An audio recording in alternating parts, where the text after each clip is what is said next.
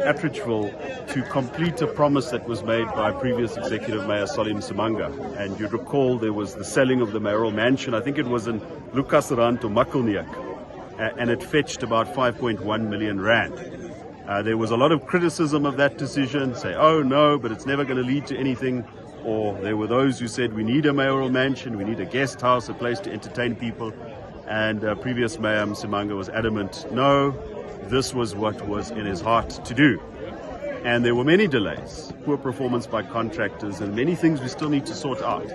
But I am delighted that we're now in a position where 40 people who are vulnerable, who need special assistance, have access to basic shelter and amenities which they didn't have before.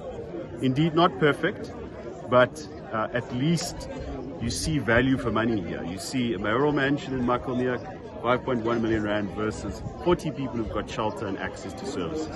When I look at this road, obviously the road is not perfect, and many of the issues that we obviously see includes waste removal, more effective waste removal, and stormwater drainage and so forth. But this gives the very basic of human dignity and basic shelter. My colleague MMC Offense Madzebetela has got all the finer details of the project. Look, thank you very much, Executive Mayor.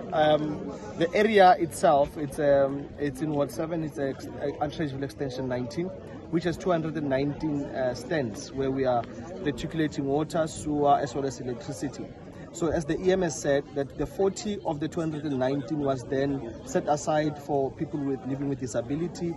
The mayor, as the mayor has already alluded, Solim Simanga sold the mayoral mansion, and then the 40 houses were built. But further to that, the remaining homes will be upgraded to what we call top structures. We have agreed with Province, as you have heard during the launch, that we have agreed with Province to put this project in their business plan. They have agreed.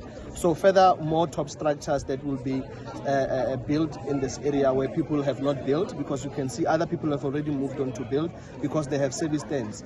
And this is what we want to do as a city. We want to do more of these service stands because some people do have the ability to build for themselves, like we are seeing around in this area. Those that cannot, then government can come in and build houses, as we are already going to start doing in this area.